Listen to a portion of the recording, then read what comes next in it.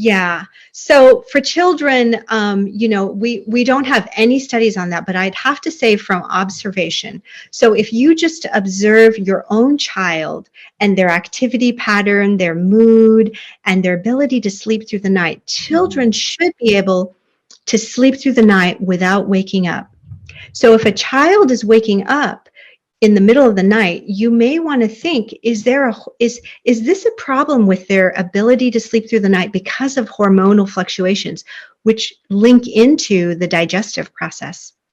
So in my own children, this is just what we did, for my own kids, is did have a 7 o'clock cutoff time when they were fairly young. I think we started at about 9 years old because that's when I found this information. I had no idea before. I used to give them nuts and a glass of water before bedtime thinking that, well, this will help them sleep. They won't wake up and be hungry or thirsty.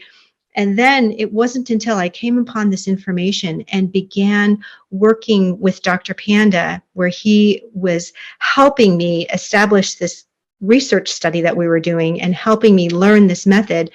I applied it to my own children, and I found they actually slept better without a bedtime snack and without having to give them, full reign of the pantry after dinner. So we started to keep to a regular time of when they finished eating, and it did seem to benefit their sleep and their mood the next day. So I don't, want to give a general recommendation to parents, but I think it's something for parents to be aware of.